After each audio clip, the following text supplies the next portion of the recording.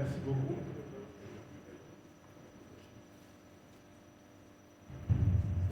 Merci beaucoup. Alors, nous allons commencer la soutenance proprement dite. Le jury va d'abord accorder la parole à M. Frédéric Malonda-Passi, qui va nous faire l'économie de sa thèse en 25 minutes. Ensuite, viendront les échanges entre les membres du jury et les prêteurs. Mais vous avez d'abord la parole, monsieur, dans 25 minutes, donnez-nous la quintessence de votre thèse.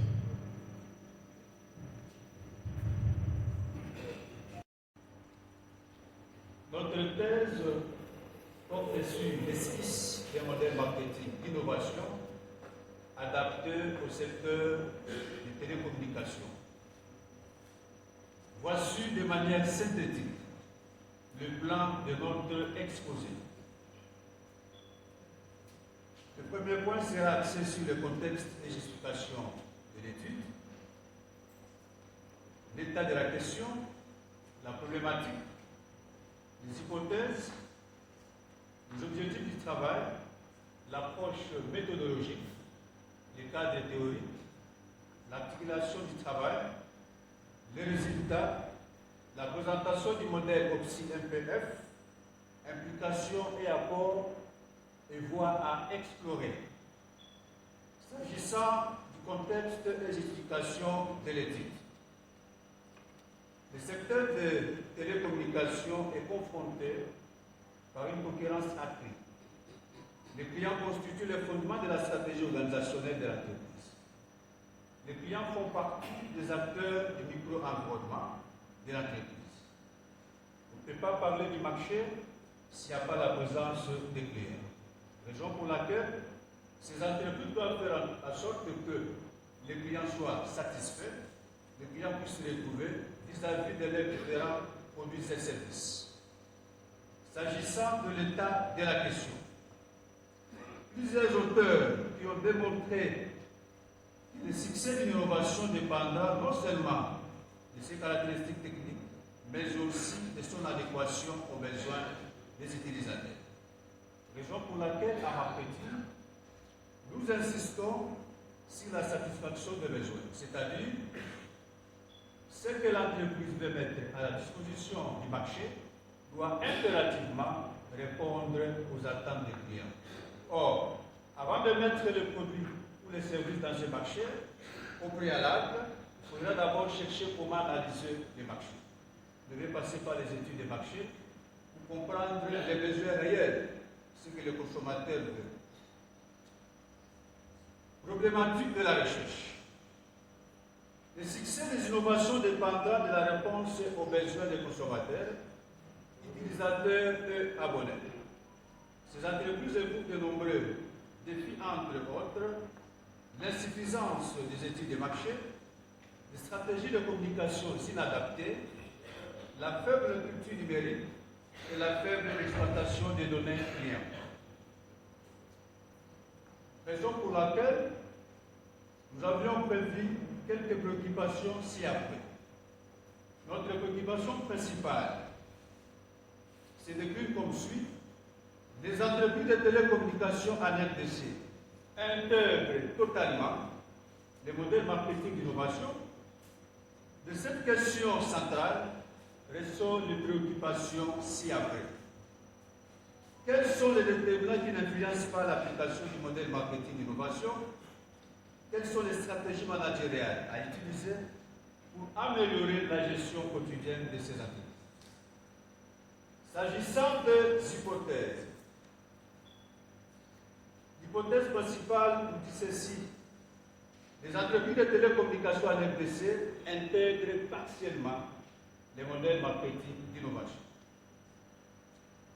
Ces déterminants sont entre autres les facteurs organisationnels, les profils socio-démographiques, influence sociale et communication marketing, ainsi que la satisfaction et l'expérience utilisateur. Pour améliorer la gestion quotidienne des entreprises de télécommunications, nous avons proposé un modèle, OPSI MPF.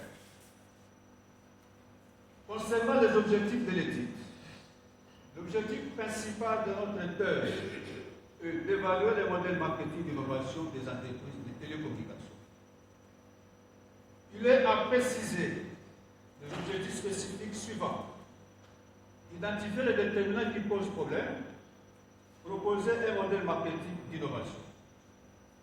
S'agissant de l'approche méthodologique, nous avons utilisé une approche méthodologique mixte, combinant les méthodes quantitatives et qualitatives.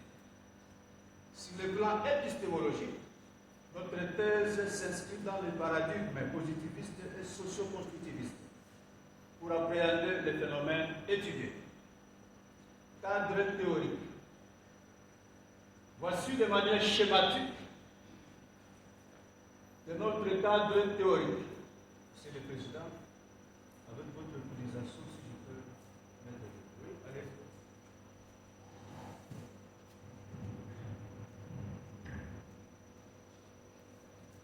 allez. Le cadre théorique de notre thèse. Nous nous sommes inspirés de l'auteur qu'on appelle Motis, qui a aussi parlé de ce genre de concept. Mais la particularité de notre thèse, nous avons ajouté ce qu'on appelle d'abord en premier lieu l'entreprise. Il y a l'IT et l'IR. L'IT, c'est l'innovation technologique. L'innovation a des sources. Il y a la source interne et la source externe. Au niveau interne, on parle beaucoup plus des innovations technologiques qui peuvent être proposées par un chercheur ou à partir de recherche et développement. Au niveau IR, qui est le marché client, les entreprises cherchent comment adopter les stratégies sur le marché pour permettre à ce que leurs offres soient acceptables vis-à-vis de ces données. Alors, le point de départ, c'est la recherche des idées. Ça se passe comment? Il faudra réunir les responsables des différents services pour commencer à discuter et mettre les idées nécessaires pour pouvoir faciliter les différentes innovations sur le marché. Après avoir discuté sur les idées, il s'en souviendra sur ce qu'on appelle le filtrage d'idées. Il faudra chercher les idées nécessaires qui vont permettre à ce que les innovations soient développées. Il y a le développement des tests de concept. On va développer ce qui a été décidé, pour arriver à atteindre des objectifs. Il y a l'élaboration du produit. L'élaboration du produit va se passer d'abord à l'interne, parce que toute décision au sein d'une entreprise est précédée par une réflexion qui est stratégique. Avant de prendre une décision, vous devez d'abord réfléchir stratégiquement. Il y a l'élaboration des stratégies marketing. La mise en place des stratégies marketing dépendra des opportunités pour chaque marché cible. Soit, vous pouvez utiliser les stratégies commerciales, les stratégies marketing, les stratégies de pression ou les stratégies concurrentielles. Tout dépendra de la décision au niveau interne. Il y a le test technique du produit. On peut tester le produit à l'interne d'abord, parce que c'est là où ce dernier a été conçu, mais également, on peut tester le produit sur le plan externe, tout en sélectionnant un échantillon. Il y a l'analyse économique. Dans l'analyse économique, il y a la phase conjoncturelle en expansion et vous avez également la phase conjoncturelle en récession. Pendant ces deux visions, les responsables marketing n'ont pas la même décision. Parce que lorsque nous parlons de la phase conjoncturelle en expansion, il y a le développement de l'activité économique. La récession, c'est la baisse de l'activité économique. Il y a les marchés tests. Les marchés tests, c'est pas ça de voler. Parce que les entreprises doivent chercher comment faire participer les clients à l'élaboration du produit. Et enfin, il y a l'élancement. C'est le point final. L'élancement par rapport à ceux qui font l'informatique. On appelle ça l'implémentation. Voilà ce qui a été quelques explications par rapport à notre schéma du cadre théorique.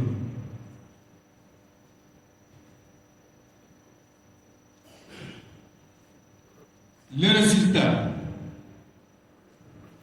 Par rapport aux résultats, nous avions procédé par un lien direct avec les hypothèses. Ces entreprises intègrent partiellement les modèles marketing d'innovation. Ça se justifie comment? Tout à l'heure, nous avions présenté notre cadre théorique. Le cadre théorique. Cadre théorique, s'il vous plaît. Le schéma du cadre théorique.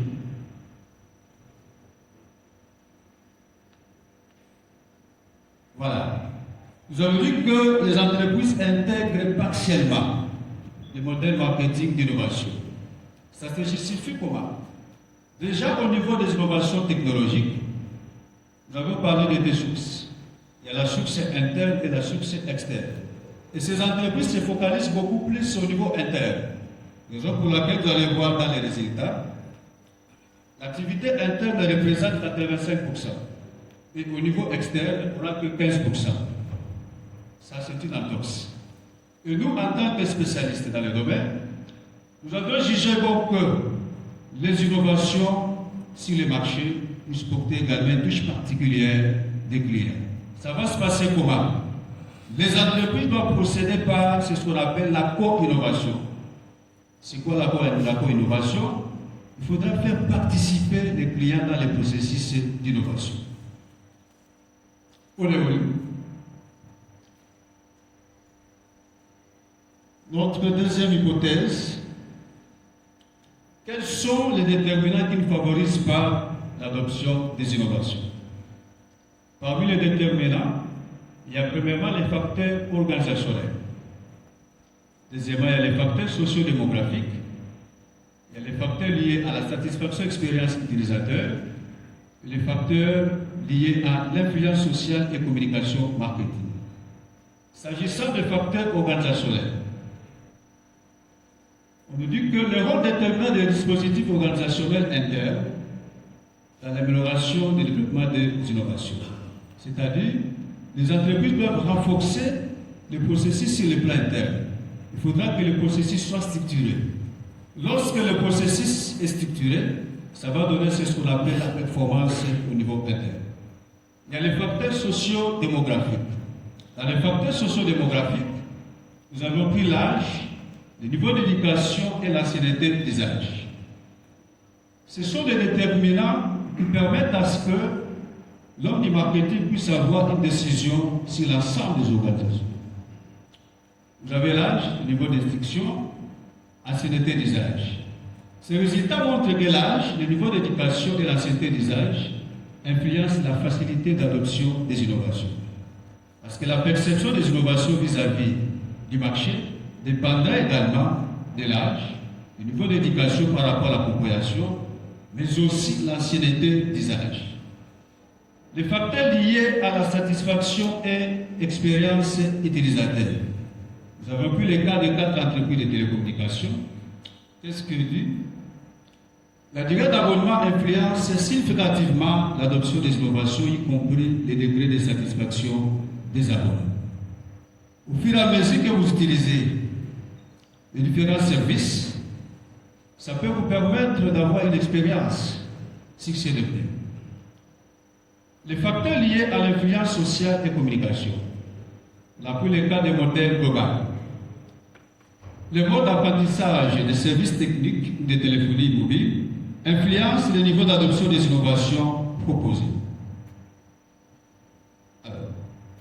Implication et apport et voie à explorer. L'implication, cette recherche contribue à la proportion du modèle autour d'une variable dépendante et 4 autres variables indépendantes. Dans notre modèle, la variable indépendante, c'est l'adoption des innovations. Et les variables indépendantes, nous avions parlé des facteurs organisationnels, le profil socio-démographique, la satisfaction expérience utilisateur, l'influence sociale et communication marketing. L'apport de la thèse. Cette thèse permet aux entreprises d'allier leurs choix organisationnels et stratégiques aux attentes, aux perceptions et aux pratiques sociales des utilisateurs. Les choix organisationnels stratégiques aux attentes. Pourquoi nous disons cela? Parce qu'en marketing, le produit a été toujours au cœur de l'offre. Ce que nous voulons mettre à la disposition du marché doit impérativement répondre aux attentes des consommateurs. Et pour mieux adapter les produits sur les marchés ou les services, au préalable, il est conseillé de procéder par les études de marché. Parce que les études de marché vont vous permettre de limiter un certain nombre de certitudes. En procédant par les études de marché, vous allez facilement identifier les besoins réels de la population. Il y a même un musicien qui est congolais, qu'on appelle Félix Ouazekwa. Dans son album, il a parlé de que demande le peuple. C'est très simple pour comprendre les marchés et identifier les besoins des consommateurs. Elle enrichit la littérature sur le marketing d'innovation, voire à explorer. Eu égard aux résultats, nous recommandons au pouvoir public, aux autorités de régulation et aux responsables du secteur de promouvoir un environnement favorable à l'innovation en renforçant les infrastructures numériques, mais aussi les cadres réglementaires. Monsieur le Président du jury, éminent professeur, membre de la composition, nous avons dit, nous sommes à votre disposition pour les éventuelles observations. Merci beaucoup. Merci, monsieur. Nous terminerons par le professeur Kitondwa Bazali-Richard, qui est le promoteur de cette thèse. Alors, professeur Kaoussou, vous avez la parole. Nous avons dit 10 minutes de plus, monsieur. Merci beaucoup, Monsieur le Président et chers collègues. Nous allons essayer, dans la mesure du possible, de rencontrer votre désir. C'est avec privilège et honneur que nous avons réussi la thèse de notre ami, de notre patron, Frédéric Malonda Bassi. Nous avons eu le temps, avec l'impétrant, de faire des discussions suivies. Et nous commençons d'abord par dire félicitations à l'impétrant, à la mesure où il a intégré toutes les remarques que nous avons formulées lors de la soutenance privée. Il a pris en compte tout ce que nous avons exigé. Et nous avons insisté sur un certain nombre de choses. Nous voyons que c'est une organisation améliorée et nous sommes satisfaits. Satisfaits aussi de la pertinence de son étude, parce qu'il nous invite dans un terrain qu'il semble maîtriser et qu'il maîtrise l'esprit d'un modèle marketing d'innovation adapté aux entreprises de télécommunications en République démocratique du Congo. Les échanges que nous avons eus avec l'impétrant ont montré effectivement que nous n'avons pas affaire à un novice, nous avons affaire à quelqu'un qui connaît très bien le rouage du marketing, il s'agit de l'innovation. Et là aussi, nous ne pouvons que les féliciter. Mais néanmoins, nous avons des choses où nous avons encore des histoires à nous dire avec lui, avant que je termine avec des questions. Je pense être soulevé à ce niveau ici. Première chose, je voulais dire à M. Bassi qu'il a oublié de nous donner la source de son ordinogramme à la page 17. Toujours bien de nous donner la source, parce que cela peut servir à d'autres chercheurs. Nous avons aussi remarqué qu'il n'a pas signé la page II, tu n'as pas signé, il fallait signer. Et nous avons remarqué aussi quelque chose qui n'a pas... La page 146, où il fallait se passer. Le chapitre 5e, ça sort comme un seul mot, il fallait se passer. Une bonne lecture. La page 147, qui nous donne la carte de la République démocratique du Congo, tu n'en donnes pas la source. Donc c'est important qu'on sache cette carte-là, il a tiré où. Et puis, je reste dans ma soif parce que la conclusion générale n'a pas été suffisamment étoffée. Pourtant, nous nous sommes dit qu'elle devait être prospective, c'est-à-dire donner plus de temps aux gens à la réflexion pour qu'on voie un peu comment le chercheur est en train de plonger les gens dans le marketing de l'innovation. Elle est trop chétive parce qu'elle n'a que 4 pages, en face d'une introduction qui est bien élaborée, il y a 20 pages. Et là, je reste vraiment sur ma soif, j'aurais préféré que ce déficit soit comblé. Et aussi au niveau des annexes, parce que nous sommes aussi intéressés à vos annexes. Et l'annexe 2, si tu peux voir, là l'annexe, tu vas voir que tu as écrit annexe 2 tableau. Si tu peux aller là-bas, lis ça bien, tu verras quand même qu'il y a quelque chose. Annexe 2, ce tableau annuel. Donc, ce sont des choses qu'il faudrait revoir ces choses et régler ce qu'il faut régler. Mais tout ce que je viens de soulever, Monsieur le Président, chers collègues, n'enlève à rien la qualité du travail abattu par l'un Bertrand, Monsieur Frédéric. Je m'en vais tout de suite, parce que je vais m'incliner à ce que le Président a dit, par le désir du Président son désordre.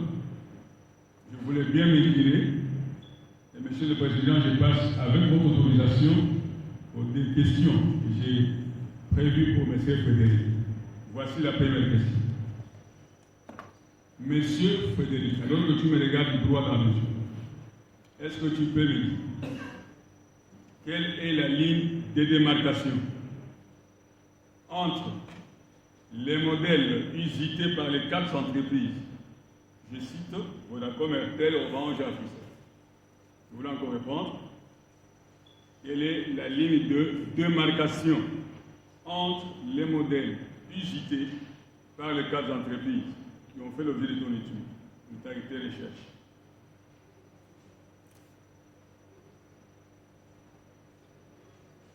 Et votre modèle mis en place? Ça, nous voulons l'avoir. Deuxième question, pour aller vite. Quelle a été l'approche marketing utilisée par chacune des 4 entreprises prises séparément? Et là, j'aurais préféré que tu me fasses une étude comparative de 4 entreprises en faisant ressortir les approches marketing usitées ou employées par chacune. Monsieur le Président, j'ai dit. Merci, chers collègues. Alors, M. Frédéric, vous avez noté les questions, j'imagine. Merci beaucoup, Monsieur le Président du jury, pour la parole accordée. La première question était de savoir quelle est la ligne de démarcation entre les modèles employés par les entreprises de télécommunications par rapport à ce que nous allons proposer. Ce que vous devez savoir en premier lieu, la modélisation en marketing permet d'analyser les facteurs explicatifs.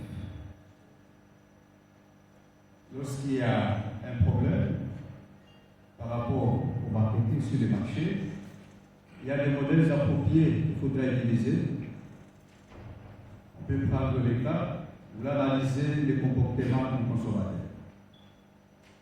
Pour l'analyse du comportement du consommateur permet aux entreprises de bien comprendre ce que c'est les consommateurs et de chercher comment adapter une offre en tenant compte de leurs attentes. Alors, s'agissant de l'analyse du comportement du consommateur, le modèle approprié à utiliser, c'est le modèle AIDA. AIDA signifie quoi? Attirer l'attention des clients, des consommateurs, l'intérêt et le désir d'achat. Comment attirer l'attention des consommateurs vis-à-vis d'un produit ou d'un service? D'abord, les entreprises de télécommunications évoluent dans un environnement très concurrentiel. Il faudra faire en sorte que les offres soient adaptées pour permettre à ce que les clients puissent faire leur choix.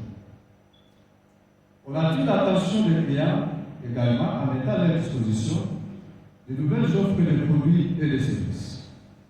Lorsque le client a été attiré par un produit et un service, il va chercher en deuxième lieu de connaître son intérêt. Quel en serait mon intérêt vis-à-vis de ce produit? C'est comme une femme à la maison. La femme, à des fois, vous demande quel en serait mon intérêt par rapport à une situation quelconque. Également pour les clients. En fait, les clients, c'est comme un petit enfant. Nous, en tant que spécialistes en marketing, nous avons l'habitude de mieux comprendre le consommateur ou les clients. Si ce dernier a un intérêt, un produit ou un intérêt particulier, il aura le désir. Ok? Il aura le désir. Et enfin, il va passer à l'action. C'est ce que nous appelons l'achat proprement. Donc, par rapport à ça, nous avons donné d'abord l'état de figure sur les modèles à utiliser lorsqu'il s'agit de l'analyse du comportement des consommateurs. Parce que l'analyse du comportement des consommateurs représente l'expression des efforts des individus qui est centrée sur la consommation. On veut que les individus réagissent devant un produit ou devant une situation d'achat. Et pour analyser ce comportement, vous devez utiliser ce qu'on appelle la boîte noire du consommateur. Et dans la boîte noire du consommateur, nous avons deux grandes dimensions. Il y a premièrement la dimension interne et deuxièmement la dimension externe. Et quels sont les éléments constitutifs de la dimension interne? Vous avez premièrement la motivation. À part la motivation, il y a la perception, il y a les attitudes et l'apprentissage. Okay? Ça, c'est au niveau interne. Au niveau externe, il y a la famille, il y a le groupe de référence, la classe sociale et le statut social. Et ce schéma permet à ce qu'un responsable marketing puisse avoir une idée sur l'ensemble. Nous avons aussi qu'on peut ajouter sur le plan externe la culture, mais également la religion. Parce que dans chaque culture, il y a les croyances ainsi que les valeurs. Et dans la religion, nous avons aussi ce qu'on appelle les interdits. Aujourd'hui, je ne vais pas massacrer mon promoteur qui est humaniste. Mais lorsque vous décidez d'aller commercialiser les chapelets en tabac, ça ne serait pas un marché porté des bénéfices. Parce que les cadres n'est pas bon. En tabac, il faudra peut-être amener l'épargne avec le fichier de maman bleue. Là, ça serait le marché porté des bénéfices. Pourquoi? Les entreprises recherchent des opportunités pour chaque marché cible. Quand vous lancez un produit sur le marché, il faudra chercher comment persuader les clients pour arriver à les satisfaire. Ça, c'était par rapport au consommateur. Vous voulez connaître ou interroger une entreprise en termes de diagnostic. D'abord, le diagnostic, c'est un concept grec qui signifie apte à discerner. En procédant par le diagnostic, c'est la question d'abord à l'intérieur de comprendre les forces ainsi que les menaces et les organisations. Et à l'extérieur, il faudra identifier les opportunités et les menaces. Donc, c'est référé précisément à l'intérieur, opportunités et menaces. Alors, un modèle ou les modèles appropriés pour analyser une entreprise à l'intérieur, on peut utiliser un modèle qu'on appelle le modèle SHOT ou le modèle FOFOR. Comment identifier les forces d'une entreprise? Lorsque nous parlons des forces dans une entreprise, il y a premièrement la capacité d'autofinancement. C'est une force pour l'entreprise. La capacité de production, le savoir-faire technologique, ça fait partie des forces. Et quelles sont les menaces au sein de l'entreprise? Une main-d'œuvre non qualifiée, c'est partie des menaces. Et sur le plan externe, il y a des opportunités. Les opportunités font partie des occasions qu'une entreprise peut avoir vis-à-vis des marchés. Et les menaces sont constituées des entreprises concurrentes. Parce que nous parlons des entreprises de télécommunications, ces entreprises évoluent dans ces marchés concurrentiels. Et chacune d'elles cherche à savoir comment mettre les stratégies pour différencier les autres. La deuxième question, je ne vais pas vider la première parce qu'on parle de la démarcation entre les modèles. Alors, je voudrais ajouter ceci. Les modèles que nous avions proposés tiennent compte des spécificités locales. Parce que la plupart des modèles utilisés par les entreprises de télécommunications ont été conçus en Europe. Okay? Ce sont des modèles qui n'ont pas la vision des réalités du Congo, par exemple, de notre pays. Parce qu'il y a les aspects culturels, il faut mettre de la musique, il y a les aspects comportementaux, il y a les aspects structurels aussi, il faudra analyser pour pouvoir résoudre les problèmes. Et la particularité de notre modèle, c'est basé sur l'expérience utilisateur. L'expérience client, il faudra d'abord chercher à comprendre les processus de décision d'achat pour avoir une expérience sur les produits.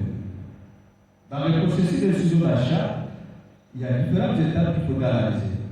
Vous devez d'abord chercher à reconnaître les besoins. Un client devant un produit, il va d'abord reconnaître les besoins.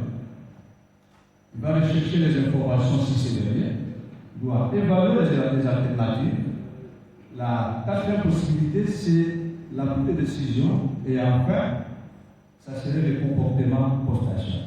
C'est dans le comportement post-achat que le client peut évaluer le produit, s'il est satisfait ou pas.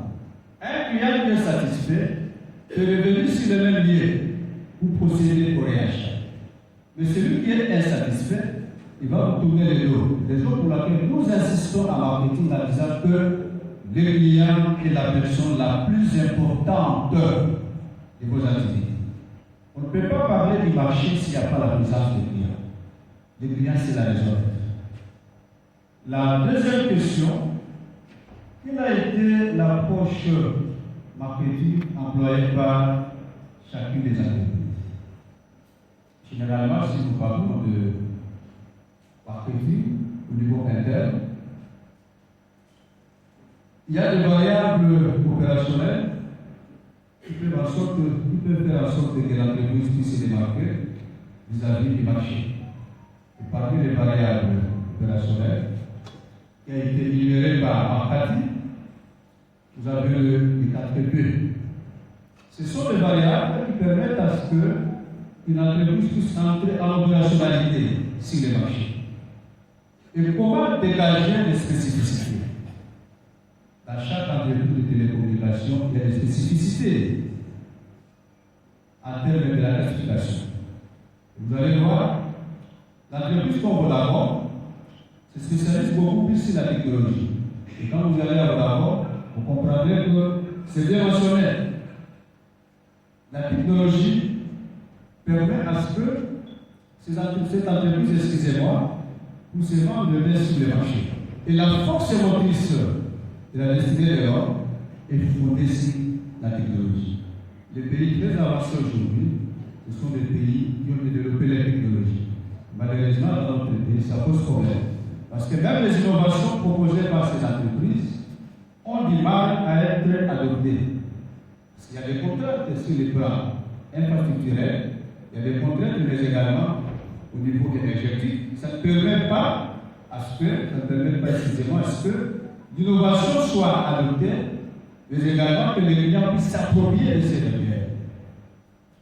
Au niveau de la société Orange, il y a ce qu'on appelle la digitalisation. Orange est spécialisé dans la digitalisation. Vous allez voir quand vous consultez le tout dernier rapport de l'APTC pour l'année 2024, Orange a été classé parmi la première entreprise très avancée sur les plans technologiques. RTL s'occupe beaucoup plus de l'innovation financière, de par son produit-service qu'on appelle RTL. Mais Africell est beaucoup plus sur l'innovation de proximité.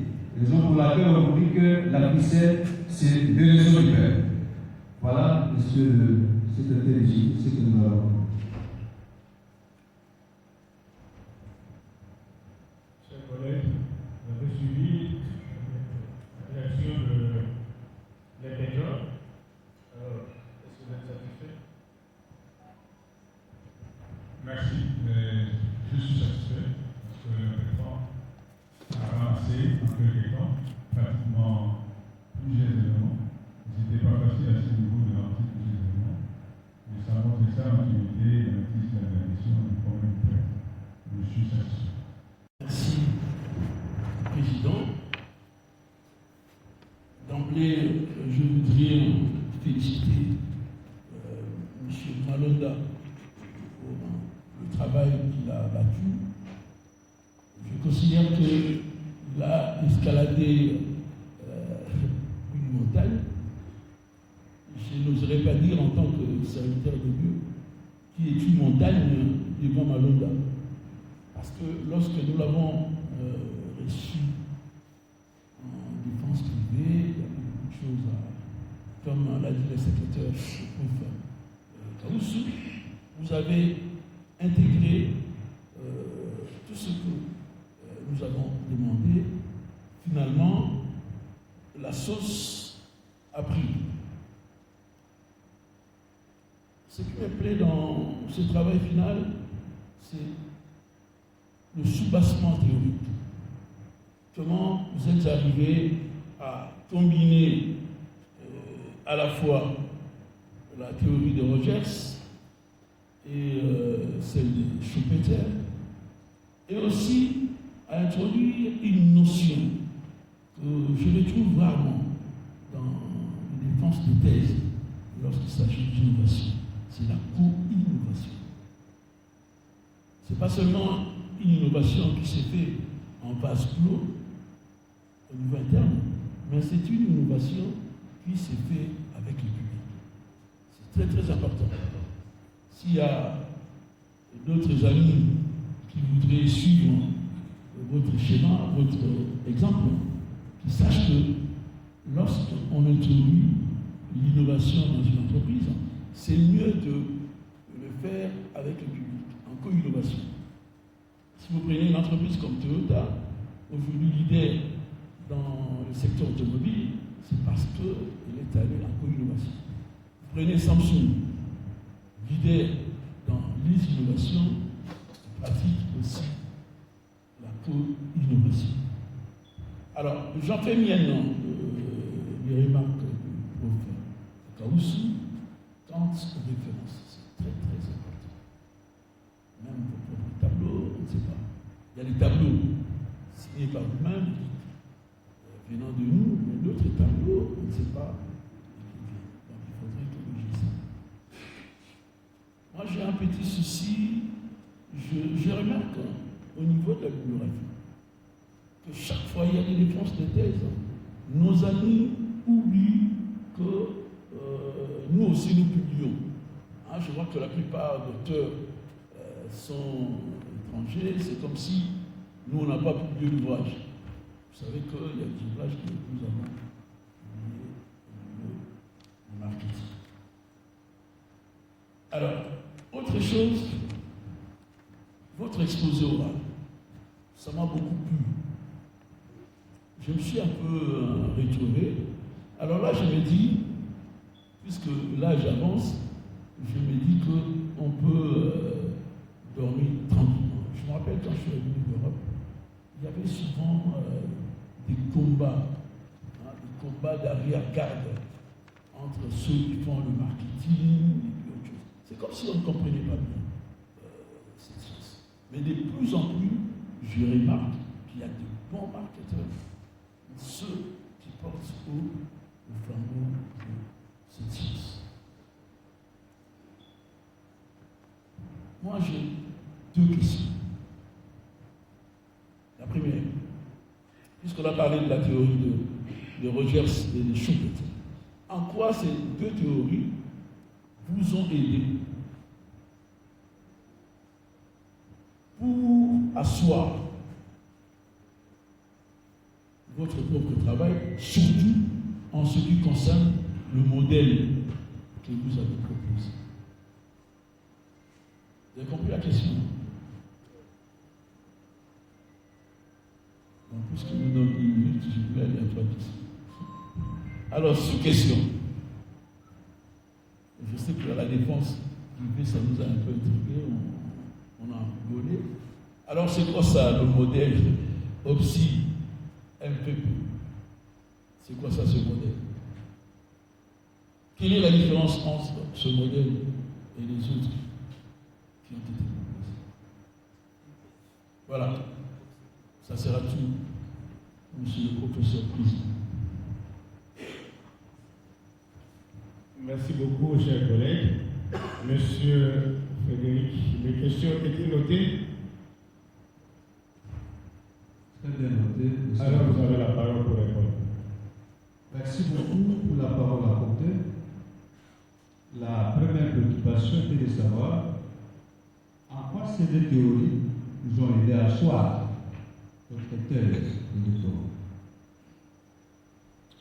Par rapport à cette question, nous avons mobilisé plusieurs théories pour asseoir cette thèse de doctorat. Mais les théories phares étaient ces 2.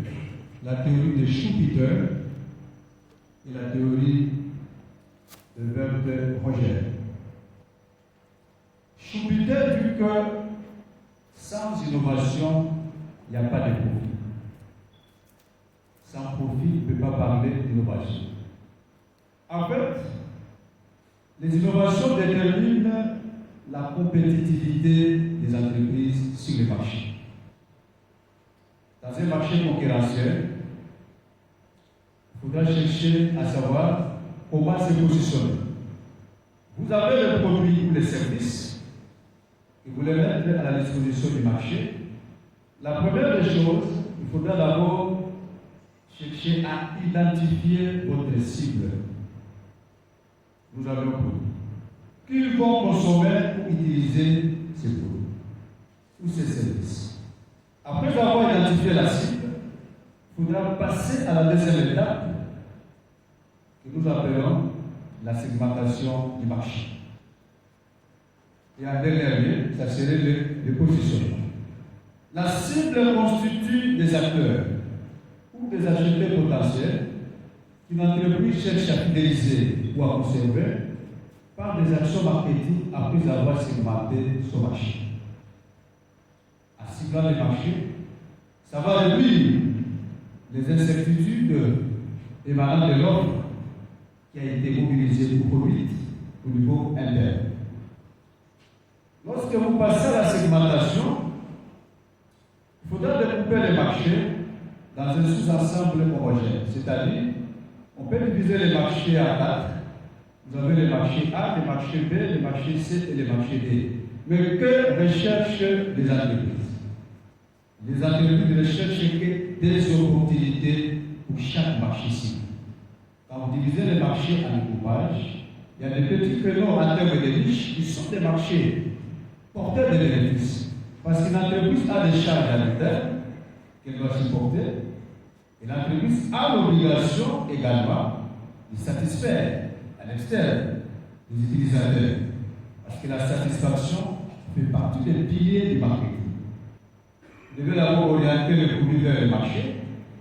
Il y a la satisfaction des besoins, mais également le marketing intégré. Comment satisfaire un besoin sur le marché?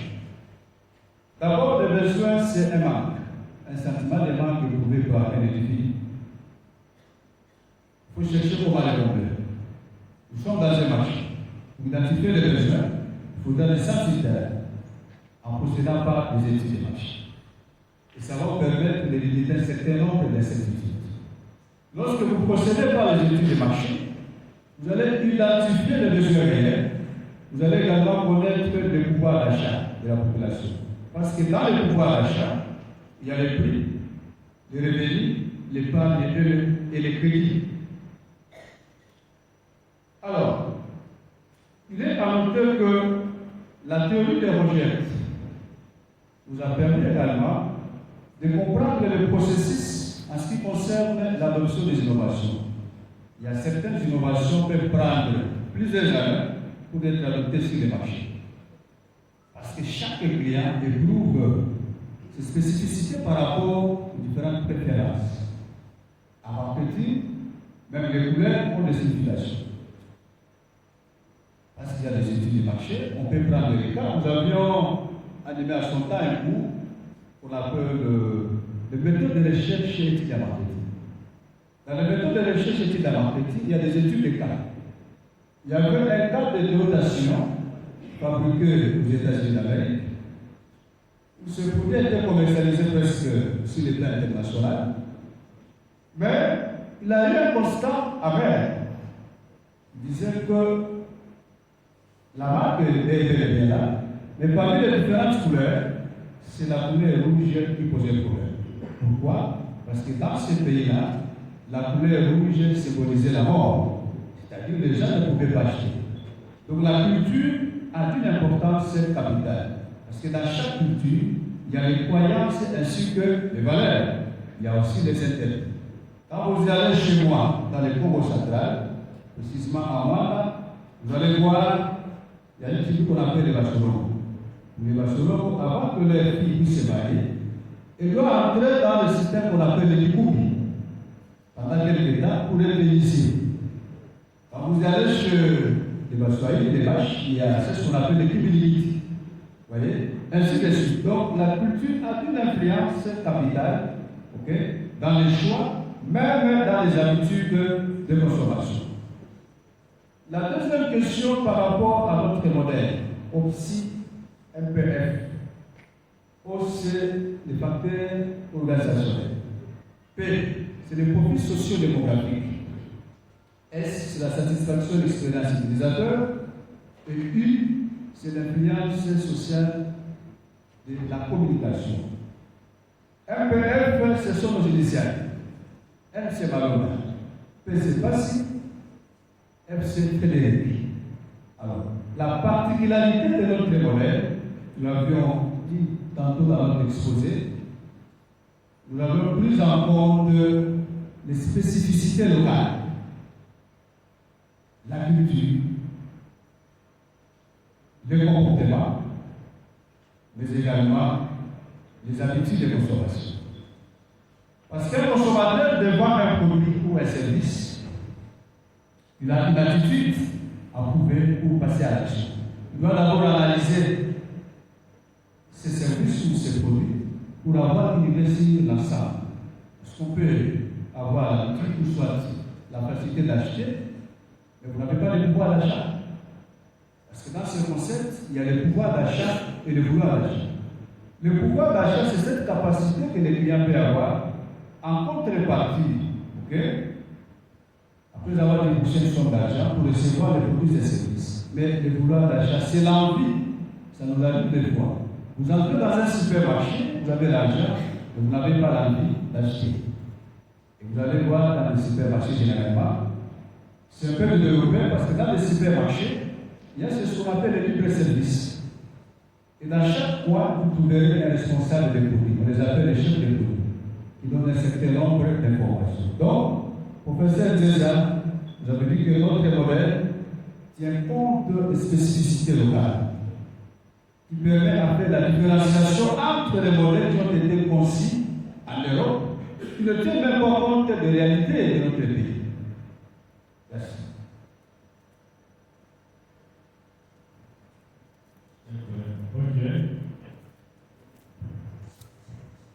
La parole que vous m'accordez, en tenant compte du timing que vous avez fixé, vous m'avez fourni un effort de rester dans cette délimitation. J'ai lu la thèse produite par le candidat décisionnaire Frédéric Malonda Fassi, j'ai beaucoup apprécié. J'ai beaucoup apprécié et c'est ici pour moi l'occasion de féliciter très chaleureusement Monsieur le récipiendaire Malonda Fassi Frédéric pour la qualité de la thèse, de la recherche doctorale qu'il nous produit et qu'il est en train de défendre, de soutenir. En tout cas, mes très vives et chaleureuses félicitations. En deuxième lieu, je voudrais dire ici et maintenant que ce travail mérite d'être considéré parmi les thèses modèles que nous produisons, que nos récipiendaires, que nos docteurs finalement produisent ici à l'Université pédagogique nationale. Pourquoi je l'ai dit? Parce que le récipiendaire a déroulé une démarche scientifique clairement prouvée. D'abord, il part d'un constat. C'est ce qui m'a beaucoup réjoui. Dans son introduction, dans la manière dont il décline la justification, les contextes de la recherche, il part d'un constat. Le constat, c'est que dans le secteur des entreprises de télécommunications, il y a ce qu'on appelle la forte concurrence. Et ça, même un non-scientifique, même un néophyte peut le constater. Et ça, c'est très bien. Parce que la recherche scientifique doit toujours partir d'un constat. Un constat que le groupe des mortels peut faire, et qu'il l'a fait. La forte concurrence dans le secteur des télécommunications. De ces constats, il dégage un problème. Le problème, c'est les risques de perte de part des marchés, le risque de réduction sensible des chiffres d'affaires et finalement, in fine, les risques de disparition. Il pose bien ces problèmes-là sur le plan scientifique et cela est très clair. Ensuite, il déroule la problématique. Il déroule la problématique pour trouver solution à ces problèmes-là. Il parle de l'innovation. Ça, c'est parfait et il a bien posé la problématique, qui est même sa question principale par rapport à l'innovation.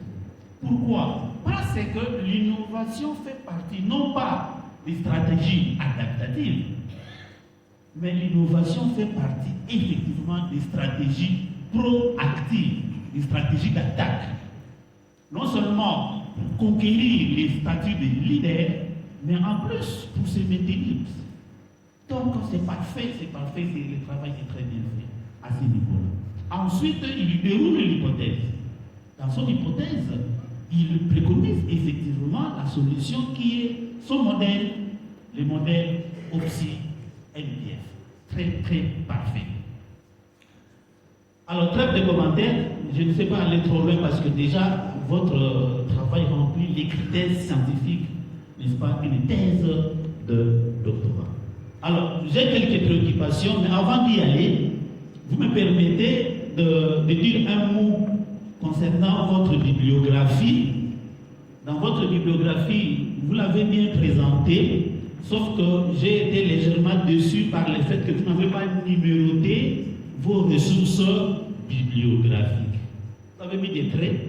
Non, vous devez numéroter ces ressources-là. Vous les numérotez pour comprendre sur le plan quantitatif, ça va, quel a été, n'est-ce pas, les niveaux de vos consultations. C'est très important pour la prochaine production, vous numérotez toutes ces ressources que vous avez consultées. La deuxième observation de forme, c'est par rapport aux annexes. La même chose, vos annexes, vous les avez présentées, vous ne les avez pas numérotées. Donc, ça pose quand même un petit problème de forme de ce côté-là. La prochaine production, essayez de tenir compte de ces genres de considérations. Alors, j'ai quelques petites préoccupations à vous poser. La première petite préoccupation, lorsque vous faites les constats sur le terrain, vous avez par exemple les alimentations qui sont devenues de plus en plus importantes à Kinshasa. La question que je suis en train de vouloir vous poser, c'est comment vous pouvez utiliser les stratégies marketing auxquelles vous associez l'innovation. Il y a une triangulation dans votre réflexion que vous allez nous faire. Vous faites une triangulation entre stratégie marketing, d'une part, marketing d'innovation, d'autre part, les déterminants, n'est-ce pas, du marketing d'innovation, d'autre part. Il y a une certaine sorte de triangulation que vous faites entre ces deux éléments, ces trois éléments. Vous faites une triangulation. Ensuite, comment les entreprises de télécommunications peuvent-elles utiliser ces trois domaines? C'est la première question. Comment ces entreprises de télécommunications peuvent-elles utiliser ces trois domaines? Je reprends: marketing d'innovation, stratégie marketing, déterminant, n'est-ce pas, que vous avez soulevé, vous avez du facteur socio-démographique, ainsi de suite. Comment ces entreprises peuvent-elles utiliser cette triangulation pour accroître le chiffre d'affaires? Il n'y a pas que d'entreprise, il n'y a pas que des alimentations. Allez au stade des martyrs, les stades sont peut-être plus ou moins pas remplis. Allez dans l'événementiel, notamment les différents concerts, vous allez vous rendre compte que ce n'est pas assez rempli. Tenant compte des réalités sociales propres à Kinshasa, comment par cette triangulation-là peuvent-elles augmenter les chiffres d'affaires?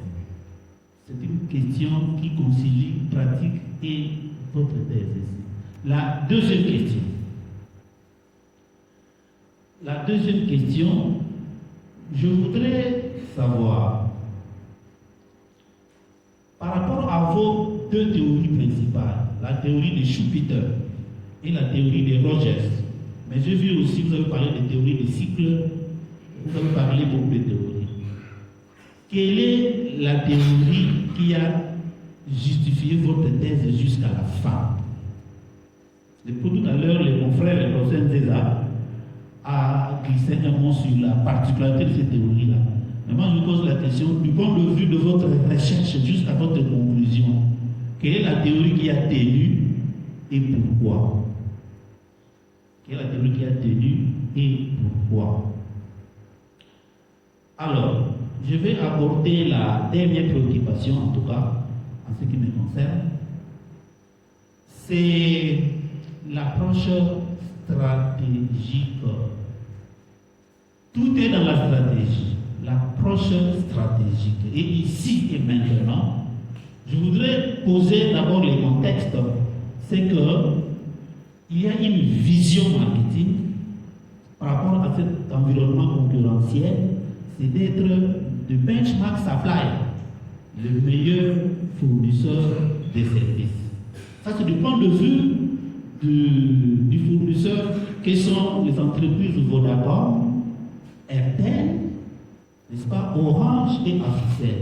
Leur vision face à cet environnement concurrentiel, dont le constat a été clairement posé par vous, c'est d'être, du point de vue de la vision, d'être le meilleur fournisseur de services, de benchmark supply.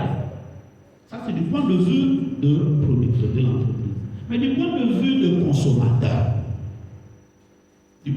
consommateur, c'est de chercher à construire une image de marque, ça va, une image de marque de l'une de ces entreprises-là qui sont en train de se battre, entre guillemets, sur le marché. Il construit une image de marque. Alors, la question que je voudrais vous poser ici, d'ailleurs, avant de la poser, j'ajoute un élément, c'est que dans votre modèle d'innovation, 85%, vous l'avez élaboré par rapport aux entreprises. Et que, en ce qui concerne le consommateur, et par là j'ajoute même les clients, vous avez tenu compte de 15%.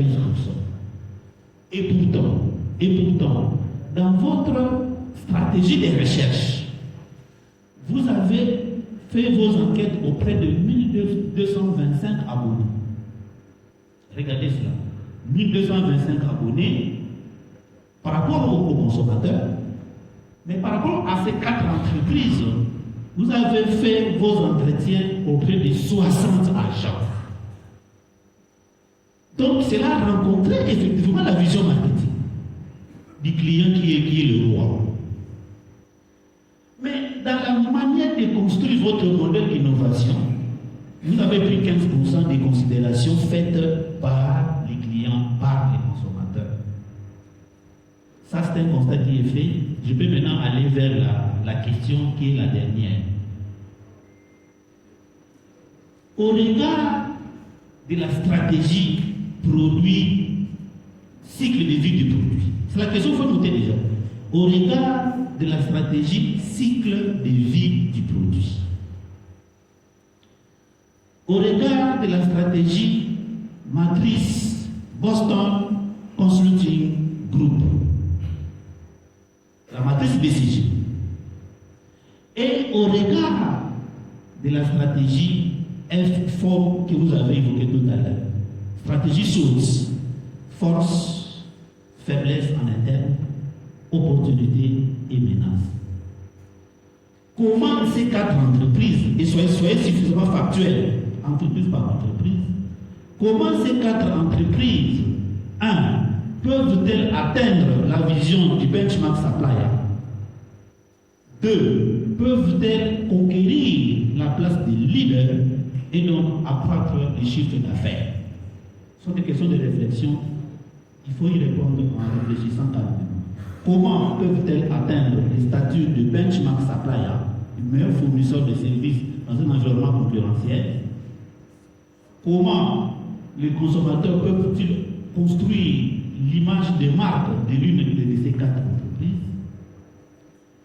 Comment peuvent-elles accroître la part des marchés et donc les chiffres d'affaires en atteignant les statuts de leader? Voilà mes questions, Monsieur le Président. J'ai dit.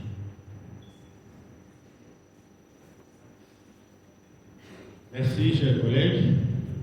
Monsieur Frédéric, j'imagine que vous avez noté et compris les questions. Vous avez la parole pour répondre. Et s'il y a moyen, allez-y, soyez à l'aise. Voilà, par votre permission, je ne sais pas si je vais vexer par rapport aux questions. Voilà, nous allons commencer par la 4e question posée par le professeur Longo concernant le cycle de vie des produits, la matrice des BCG, la matrice des SHOT, et comment les 4 entreprises, je n'ai pas l'inclusion, peuvent se positionner. Nous disons ceci, s'agissant du cycle de vie d'un produit. Le cycle de vie d'un produit est comparable au cycle de vie d'un être humain. Généralement, ces derniers comprennent 4 phases. Il y a la phase de lancement, il y a la phase de croissance, il y a la maturité, ainsi que le déclin. S'il faudra situer ces 4 entreprises par différentes phases, nous allons dire que Vodafone Congo, jusque-là, se trouverait dans la phase de maturité. RTL également est à la phase de maturité. La société Orange est dans la phase de croissance vers la maturité. Et la société Amphicel est dans la croissance. S'agissant de la matrice des BCG, le BCG signifie Boston Consulting Group, qui a été initié par Harry Annexon. La matrice des BCG permet d'analyser les portefeuilles des produits dans une entreprise. Le portefeuille de produits constitue l'ensemble de tous les produits fabriqués par une entreprise. Comme nous sommes dans le secteur des télécommunications, ces entreprises offrent 4 types de produits-services. Nous parlons de produits-services. C'est parce que dans la nature des produits, il y a le bien que les services. Les biens sont des produits tangibles et les services sont intangibles. Henri Anderson avait classifié les produits en 4 groupes. Il y a les produits vedettes ou leaders, il y a les produits dilemme qu'on appelle enfants à problème, il y a les produits vaches à lait et les pois morts. Et chaque produit a ses spécificités. S'il faudrait classifier ces entreprises de télécommunications par rapport à toutes ces étapes, nous allons dire que Vodafone Congo serait classé dans la catégorie des produits stars ou des produits vedettes. Airtel serait également classé dans cette catégorie et Orange serait un produit vache à lait. Et enfin, Africell va être classifié dans les produits pois morts. Africell a une stratégie utilisée, c'est ce que nous appelons la stratégie de proximité. Parce que la mise en place d'une stratégie de marketing demande aussi des moyens. Si vous n'avez pas assez de moyens, il ne faut pas oser. Parce qu'il faudra analyser le marché, il faudra comprendre les spécificités pour chaque marché, mais également tenir compte du pouvoir d'achat de la population. Alors, concernant le modèle SHOT, nous parlons des forces et faiblesses, opportunités et menaces.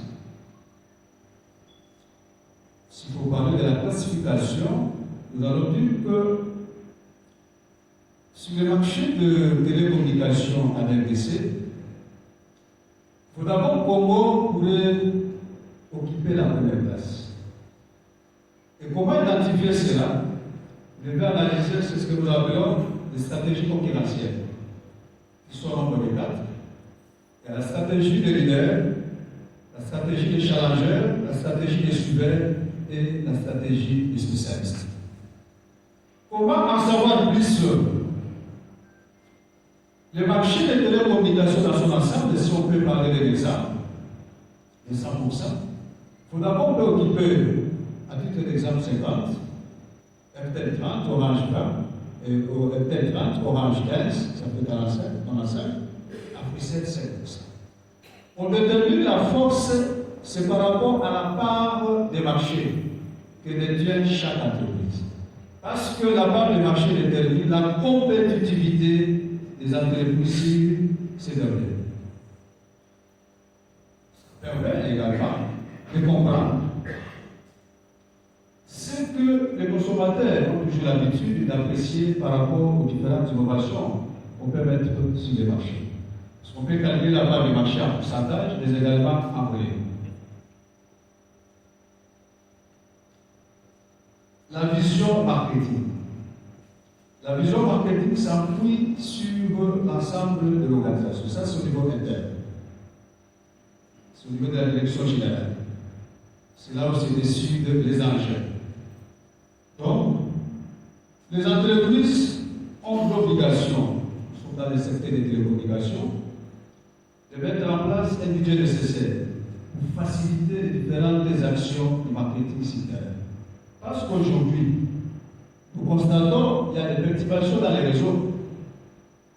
Mais notre recherche nous a démontré que la satisfaction n'est pas un déterminant exclusif en ce qui concerne l'adoption des innovations. Même les clients insatisfaits peuvent adopter les innovations dans l'attente d'une amélioration dans l'avenir. Raison pour laquelle nous avons insisté sur la satisfaction des clients et l'expérience utilisateur. Vous avez parlé du pourquoi de 85% à l'interne, 15% à l'externe. Les 85%, c'est par rapport aux différentes innovations. Parce que l'innovation a des sources. Il y a la source interne et la source externe. Nous avons remarqué que ces entreprises se focalisent beaucoup plus sur la source interne, qui représente 85%. Ça n'a pas été relevé au hasard. C'est par rapport aux résultats de notre enquête. C'est les résultats qui abusent. Et les 15% pour les consommateurs, ça a été mobilisés pour faire la différence entre notre modèle par rapport au concept que nous avions énuméré dans l'exposé, qui est le processus de co-innovation. Les clients étaient utilisés pour les études de marché à l'époque et les tests de produits. Mais aujourd'hui, les clients sont là pour participer à l'activité de l'entreprise. Et comment faire participer les clients dans les différentes activités de l'entreprise? Il faudra aller sur le terrain. Il faudra rencontrer les clients sur le terrain en procédant par les études de marché. Quelle est la théorie qui a justifié la thèse jusqu'à la fin? Nous avons parlé de plusieurs théories. Il y avait également les théories phares que nous avons aussi à mobiliser. Mais c'est la théorie d'Evert de Roger. Parce qu'Evert de Roger a beaucoup plus étudié sur l'adoption des innovations. Et vous allez voir dans l'exposé, nous avons même insisté en disant que certaines innovations peuvent être considérées ou adoptées par les utilisateurs progressivement. Ça peut prendre 1 an, 2 ans et 3 ans. Mais en suivant la démarche d'Evert de Roger, nous sommes dit c'est la théorie qui est très importante pour nous nous puissions arriver jusqu'à atteindre le résultat. Et pour preuve, nous avons pris un déterminant ou une variable dépendante qui est l'adoption des innovations. Pour adopter une innovation, il faudra parler de la qualité des services. La qualité des services influence l'adoption des innovations au niveau interne. Okay? Le profil socio-démographique modère l'adoption des innovations. Ça, c'est par rapport au modèle. Et la satisfaction de l'expérience utilisateur renforce également les innovations. Et enfin, l'influence sociale et communication marketing permet à ce que les clients puissent s'approprier les différentes innovations. Comment pouvons-nous utiliser les stratégies marketing d'innovation déterminant par rapport aux entreprises précitées? D'abord, les stratégies marketing permettent aux entreprises d'avoir ce que nous appelons une position sur le marché. Parce que la mise en place d'une stratégie de marketing dépendra des opportunités dans ce marché X ou Y. Okay? Alors, en ce qui concerne le marketing d'innovation, dans le marketing d'innovation, les entreprises peuvent modifier les emballages, modifier la stratégie des ventes sur le terrain. Okay? Les entreprises peuvent également modifier les logotypes ou les étiquetages. C'est pour permettre à ce que les clients puissent rester dans son subconscient émanant des différentes activités de l'entreprise. Parce que les clients, c'est comme un petit enfant. J'avais dit que les clients les clients constituent la raison d'être de toute activité économique. Et comment faire pour personner les clients à passer à l'action par rapport aux différentes innovations? C'est-à-dire, il faudra adapter l'offre innovante en tenant compte des spécificités du marché, mais également aux attentes de ces derniers. Parce qu'en marketing, le produit a été toujours au cœur de l'offre. En marketing, nous disons, nous ne vendons pas le produit tel qu'il est, mais ce qu'on vend, c'est la valeur qui est attachée au produit. Ça s'appelle la valeur perçue du produit. Et dans la valeur perçue du produit, il y a les bénéfices perçus et les coûts perçus. Les bénéfices perçus, c'est ce que j'obtiens après avoir déboursé une somme d'argent. Les coûts perçus, c'est ce que je supporte pour avoir le produit. Les déterminants que nous avons évoqués, les déterminants, c'est dans les modèles. Les déterminants, c'est dans les modèles. Il y a les facteurs organisationnels, les profils socio-démographiques. Il y a l'influence sociale et communication. Vous avez également l'expérience utilisateur. Nous avons.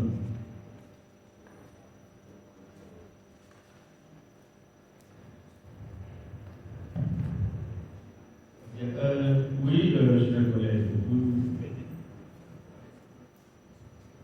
Vous allez voir comment. allez-y, soyez à l'aise.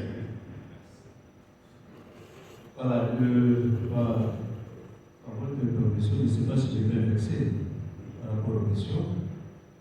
Voilà, nous allons commencer par la 4e question posée par le professeur Longo. concernant le cycle de vie des produits, la matrice des BCG, la matrice des shots, et comment les cadres des entreprises, je n'ai pas l'impression, peuvent se positionner. Nous disons ceci, s'agissant du cycle de vie d'un produit. Le cycle de vie d'un produit est comparable au cycle de vie d'un être humain.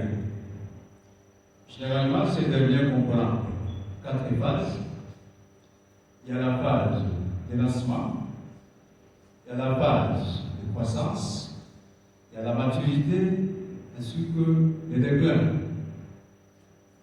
S'il faudra situer ces 4 entreprises par différentes phases, nous allons dire que Vodafone Congo, jusque-là, se trouverait dans la phase de maturité. RTL également est à la phase de maturité.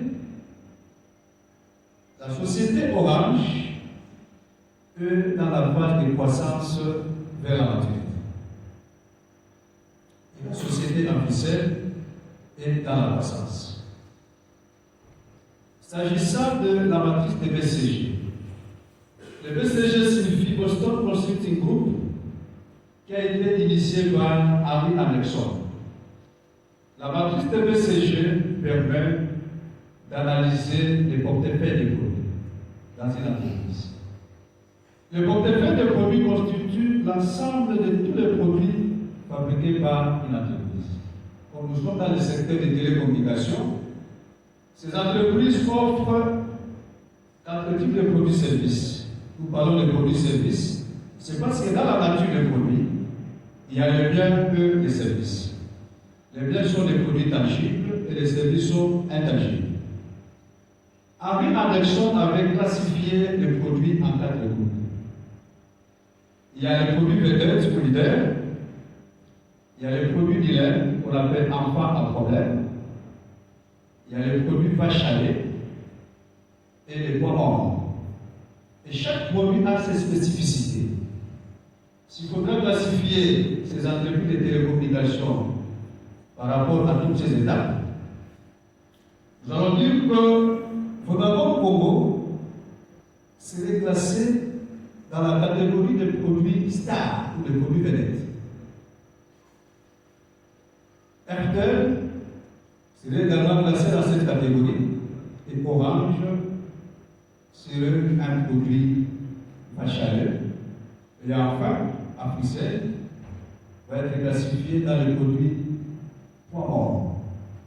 Amphicel a une stratégie utilisée, c'est ce que nous appelons la stratégie de proximité.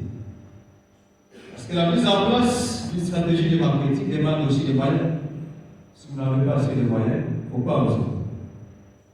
Parce qu'il faudra analyser le marché, il faudra comprendre les spécificités pour chaque marché, mais également tenir compte du pouvoir d'achat de la population. Alors, concernant le modèle SHOT, nous parlons des forces et des faiblesses, opportunités et menaces.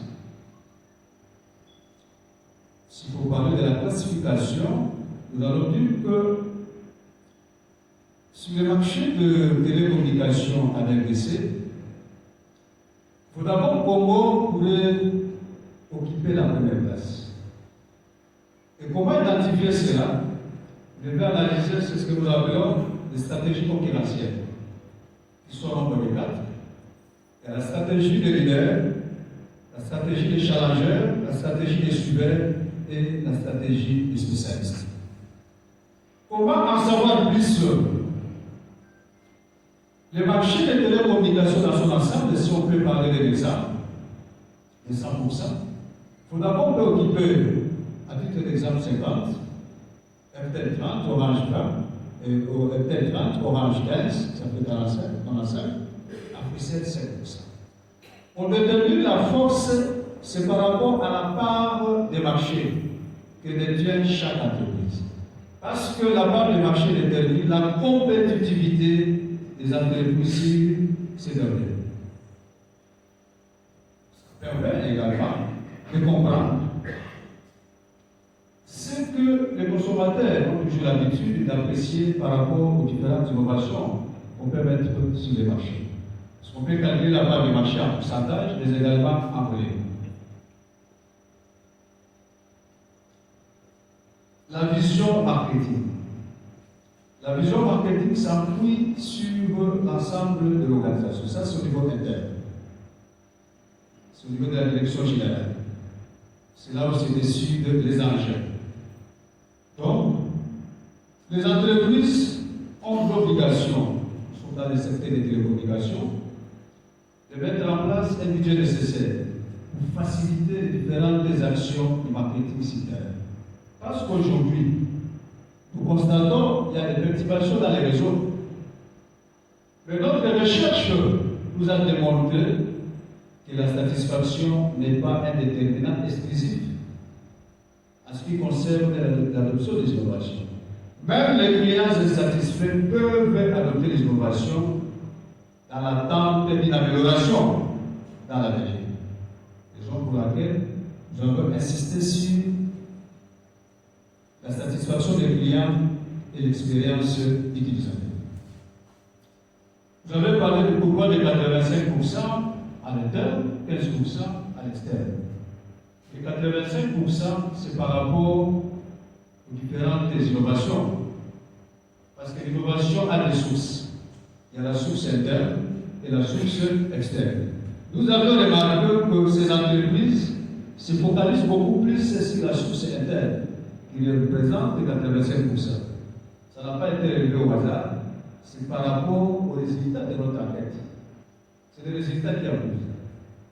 Et les 15% pour les consommateurs, ça a été mobilisé pour faire la différence entre notre modèle par rapport au concept que nous avions énuméré dans l'exposé, qui est le processus de co-innovation. Les clients étaient utilisés pour les études de marché à l'époque et les tests des produits. Mais aujourd'hui, les clients sont là pour participer à l'activité de l'entreprise. Et comment faire participer les clients dans les différentes activités de l'entreprise? Il faudra aller sur le terrain. Il faudra rencontrer les clients sur le terrain en procédant par les études de marché. Quelle est la théorie qui a justifié la thèse jusqu'à la fin? Nous avons parlé de plusieurs théories. Il y avait également les théories phares que nous avons aussi à mobiliser. Mais c'est la théorie d'Evert de Roger. Parce qu'Evert de Roger a beaucoup plus étudié sur l'adoption des innovations. Et vous allez voir dans l'exposé, nous avons même insisté en disant que certaines innovations peuvent être considérées ou adoptées par les utilisateurs progressivement. Ça peut prendre une année, 2 ans et 3 ans. Mais en suivant la démarche d'Evert de Roger, nous sommes dit c'est la théorie qui est très importante pour nous nous puissions arriver jusqu'à atteindre les résultats. Et pour preuve, nous avons pris un déterminant ou une variable dépendante qui est l'adoption des innovations. Pour adopter une innovation, il faudra parler de la qualité des services. La qualité des services influence l'adoption des innovations au niveau interne. Okay? Le profil socio-démographique modère l'adoption des innovations. Ça, c'est par rapport au modèle. Et la satisfaction de l'expérience utilisateur renforce également les innovations. Et enfin, l'influence sociale et communication marketing permet à ce que les clients puissent s'approprier les différentes innovations. Comment pouvons-nous utiliser les stratégies marketing innovation déterminant par rapport aux entreprises spécifiques? D'abord, les stratégies marketing permettent aux entreprises d'avoir ce que nous appelons une position sur le marché. Parce que la mise en place d'une stratégie de marketing dépendra des opportunités dans un marché X ou Y. Okay? Alors, en ce qui concerne le marketing d'innovation, dans le marketing d'innovation, les entreprises peuvent modifier les emballages, modifier la stratégie des ventes sur le terrain, Ok? Les entreprises peuvent également modifier le logotype des étiquetages. C'est pour permettre à ce que le client puisse rester dans son subconscient et voilà les différentes activités de l'entreprise. Parce que le client, c'est comme un petit enfant. Ça veut dire que les clients est loin. Les clients constituent la raison d'être de toute activité économique. Et comment faire pour personner les clients à passer à l'action par rapport aux différentes innovations? C'est-à-dire, il faudra adapter l'offre innovante en tenant compte des spécificités du marché, mais également aux attentes de ces derniers. Parce qu'en marketing, le produit a été toujours au cœur de l'offre. En marketing, nous disons, nous ne vendons pas le produit tel qu'il est, mais ce qu'on vend, c'est la valeur qui est attachée au produit. Ça s'appelle la valeur perçue du produit. Et dans la valeur perçue du produit, il y a les bénéfices perçus et les coûts perçus. Les bénéfices perçus, c'est ce que j'obtiens après avoir déboursé une somme d'argent. Les coûts perçus, c'est que je supporte pour avoir le produit. Les déterminants que vous avez évoqués, les déterminants, c'est dans les modèles. Les déterminants, c'est dans les modèles. Il y a les facteurs organisationnels, les profils socio-démographiques. Il y a l'influence sociale et communication. Vous avez également l'expérience utilisateur. Nous avons.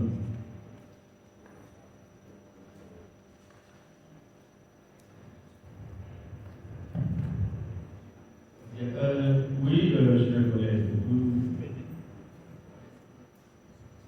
c'est important dans la stratégie de la conduite de l'innovation. À partir du moment où vos accords par rapport à ces produits se situeraient ou se situent à la phase de maturité, donc déjà en avance, il y a le déclic qui arrive. Les déclics qui arrivent. Mais quand nous recourons à la stratégie Boston Consulting Group, vous l'avez dit, c'est que ces produits se situeraient au niveau des étoiles, au niveau des stars. Or, lorsque un produit se situe au niveau des étoiles, du point de vue du cycle des produits, vous devez le ramener soit à un relancement, soit à une croissance. Ce qui n'est pas le cas par rapport à Vodafone, parce que vous l'avez situé au niveau de la phase de maturité. Or, il y a cette possibilité-là du rajeunissement. C'est comme une maman de 70 ans ou un monsieur de 80 ans qui fournit un effort pour rajeunir son corps et pour se comporter comme un jeune garçon de 20 ans. C'est exactement la même chose. Sinon, vous allez mettre fin à la viabilité de vos produits. Donc, la conclusion que je veux que vous puissiez prononcer, c'est que dans la stratégie marketing, dans la stratégie proactive d'innovation, notamment chez Vodacom, c'est de faire en sorte qu'à partir du moment où le produit sont des stars, de revenir à la phase de croissance par un relancement.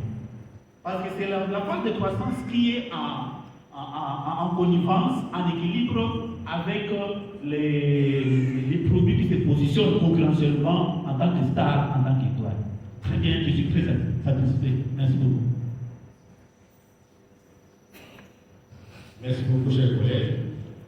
Vous avez prononcé finalement cette conclusion à sa place. Alors, exceptionnellement, le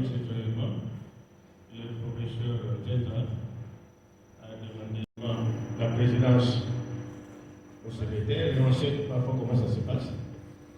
Il peut confisquer ou bien créer un glissement, mais j'espère que ça ne sera pas le cas. Oui. Merci, Monsieur le Président. Moi, je le nomme qui tient parole. Je ne suis pas en train à un glissement. Ce n'est pas mon avantage. Et les textes vous donnent cette responsabilité de rester président à vie jusqu'à la fin de ces vies. Je ne prendrai pas le risque de changer les décisions prises par le comité de gestion via la directrice.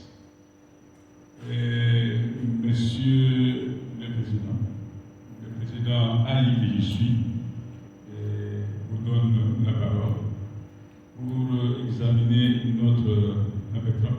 Je voudrais seulement vous rappeler que ne pas violer ce que vous avez dit vous-même. Notre intervention ne peut pas dépasser 10 minutes. Vous avez donc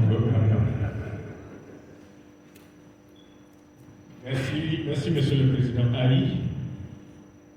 Monsieur Frédéric Malonda Passy, j'ai l'impression que le nom Passy cache un petit secret. Parce que hier, on a assisté aux exploits d'un certain Passy, même si on a perdu, mais il faut reconnaître que n'eût été ses exploits, je crois que le score aurait été plus lourd que cela. Et aujourd'hui, curieusement, c'était notre Passy qui est en train de faire des exploits. Je suis vraiment très content de ta prestation. Je pense que tout le monde peut constater qu'on assiste là à une défense de thèse. Il y a une thèse qui est en train d'être défendue. Qu'est-ce que l'on attend généralement d'un candidat à la soutenance d'une thèse? 3 qualités fondamentales. D'abord, la maîtrise du sujet. Et là, je pense que ça se passe de tout commentaire. Vous avez fait la preuve vraiment de maîtrise, d'une grande maîtrise de votre sujet. Et tout à l'heure, avec l'exposé, au lieu d'un exposé, vous étiez en train d'enseigner, en fait. Vous étiez en train de suivre. Ça montre vraiment que vous avez la maîtrise de votre sujet. La deuxième qualité, c'est quoi? C'est l'esprit critique. Et je pense qu'en lisant votre thèse, et même si on n'a pas lu la thèse, en suivant tout ce que vous êtes en train de dire, on sent que vous avez fait preuve de l'esprit critique élevé. Et enfin, la troisième qualité fondamentale, c'est la capacité à formuler des solutions. En effet, la science n'est utile que si elle veut contribuer à résoudre les problèmes qui se posent dans notre espace existentiel. Sinon, ça ne sert à rien.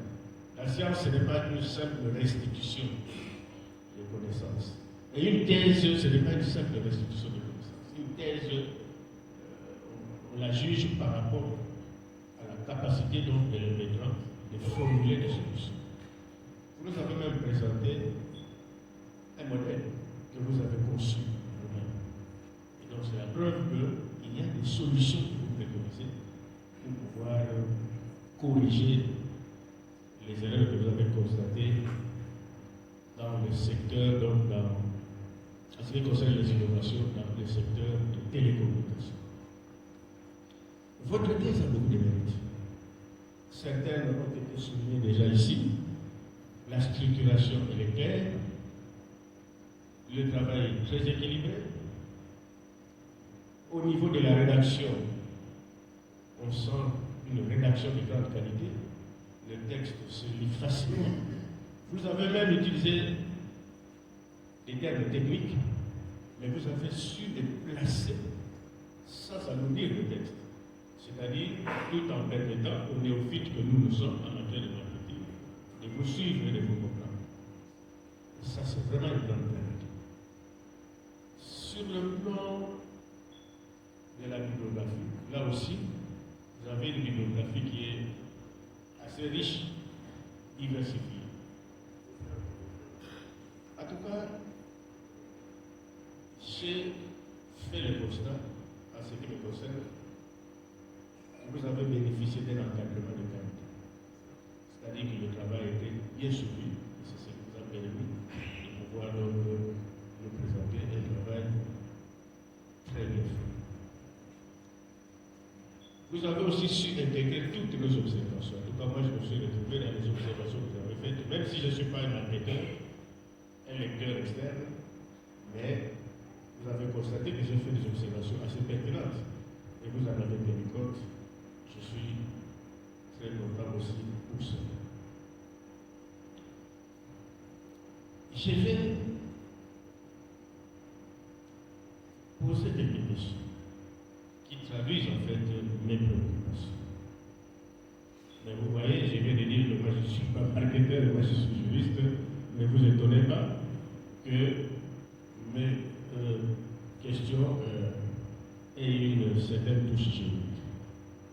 Alors, la première préoccupation, c'est celle de savoir, au regard des conclusions de votre recherche, est-ce que vous pensez que le cadre juridique et réglementaire en vigueur dans notre pays favorise la promotion des innovations dans le secteur des télécommunications? Ou bien est-ce que ça constitue un obstacle?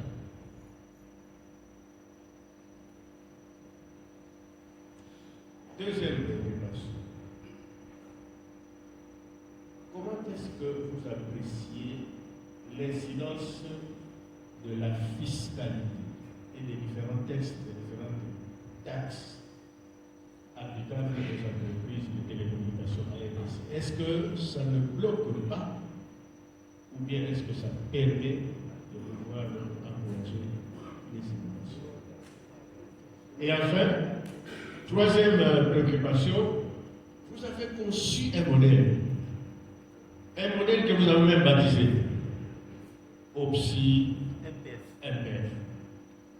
Un modèle que vous avez bien expliqué ici. Un modèle, dites-vous, qui tient compte des réalités de notre pays, parce que les autres modèles auxquels on recourt, c'est des modèles qui ont été conçus à l'étranger, qui ne tiennent pas toujours compte de nos réalités. Mais ma question, ce modèle très bien conçu, ce modèle que vous avez su bien expliquer, que va-t-il devenir? C'est-à-dire, comment entendez-vous vendre ce modèle? Ou bien c'est un modèle qui va seulement rester dans votre thèse, un modèle qui va rester dans le tiroir? Est-ce que vous envisagez quelque chose pour pouvoir vendre ce modèle afin qu'il puisse être consommé, qu'il puisse être utilisé par les destinataires? Monsieur le Président Haï, voilà, ce sont mes préoccupations. Vous avez vu que moi, je prêche par l'exemple. Merci, Monsieur le Président, parce que vous avez vous-même respecté vos propres engagements. Et là, Monsieur Manouna, vous avez, je pense, noté les trois préoccupations du président du jury et du professeur Robert Arras. Vous voulez bien pousser son nom, je veux bien. Oui, c'est Martiala Moine. Je crois que vous avez bien noté les questions de soir. Oui, Monsieur le Président, à bientôt. Merci beaucoup. Alors, Dieu vous autorise de répondre, de rencontrer ces préoccupations. Merci.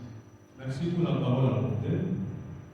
La première question était de savoir est-ce que le cadre juridique et réglementaire favorise l'innovation dans le secteur des télécommunications? Bien sûr, le cadre juridique et réglementaire favorise l'innovation dans le secteur des télécommunications parce qu'il y a l'autorité sectorielle qui est la PTC qui recule les marchés. Vous avez également l'Union internationale et la télécommunication. Aussi, il y a une loi numéro 20/17 du 25 décembre 2020 où on a énuméré tout ce qui est la réglementation par rapport au secteur des télécommunications. La deuxième question, comment appréciez-vous la fiscalité par rapport aux activités des entreprises de télécommunications? Sur le plan fiscal, les entreprises de télécommunications contribuent à 72% du budget national. Et les consommateurs s'y portent pour 28%. Je ne suis pas très fort à la fiscalité, je sais que les experts sont là. Donc, les faux blocs et les faux là. Mais je pense que la fiscalité, lorsqu'on parle de la fiscalité, il y a les impôts ainsi que les taxes qu'on peut facilement mobiliser pour pouvoir mobiliser au remplir l'assiette fiscale. Parce que j'ai rencontré la préoccupation. Comment vendre notre modèle? Comment est-ce que nous allons vendre notre modèle? Vous l'avez expliqué au début.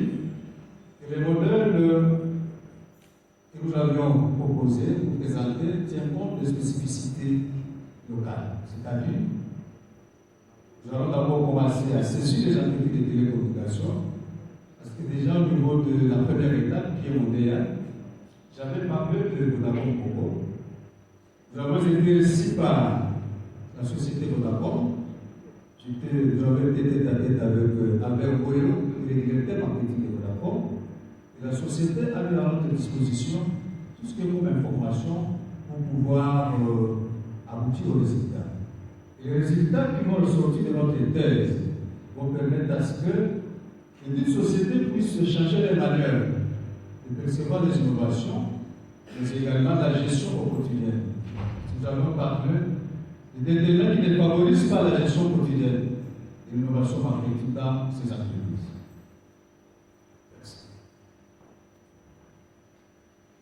Bien, Monsieur le Président, êtes-vous satisfait? Monsieur le Président Aïe, à la première question, vous n'avez fait que énumérer les textes. Ça, c'est ça le cas du jour. Vous avez envoyé à la loi, vous avez habilité tout ça. Mais comment est-ce que ce cas juridique accompagne donc les innovations dans le secteur de l'immunication? Vous n'avez pas le rôle, vous n'avez pas le rôle. C'est-à-dire que j'aurais bien voulu que vous puissiez dire cela, mais nous allons continuer les débats avec vous. Je pense aussi sur la question de la fiscalité, nous allons en parler. Vous-même, vous avez répondu que ce n'est pas votre domaine, et donc on peut comprendre quand même que vous ayez quelques hésitations à ce sujet. Monsieur le Président Aïe, voilà, je vous remets le point. Tout en regrettant si vous pouvez les fenêtres, tellement c'est bien rien, mais il y a grand chose à faire à passer notre travail classique. Je laisse donc des paroles et je voulais tourner le pouvoir, monsieur le Président. Merci beaucoup, je suis heureux de récupérer mon pouvoir. J'avais peur pour rien. Alors, nous allons maintenant accorder la parole au promoteur de la thèse. Je ne sais pas s'il a des questions à poser. Ce seraient des questions qu'il se poserait à lui-même, étant donné que c'est le complice. Il est complice de cette thèse. Mais c'est à...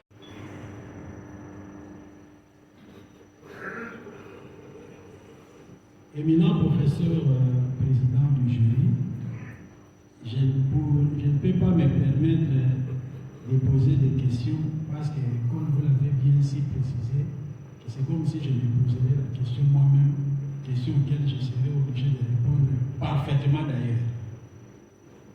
Mon intervention va plutôt s'articuler sur deux aspects parce que, avec l'autorisation du président de la séance, nous serons appelés tout à l'heure à nous prononcer si réellement Malou n'a pas si mérite d'être proclamé docteur. Voilà pourquoi mon intervention en quelques 2 minutes portera sur qui est Malonda scientifiquement, par la biographie, et après en quoi a consisté ce travail pour éclairer davantage le public.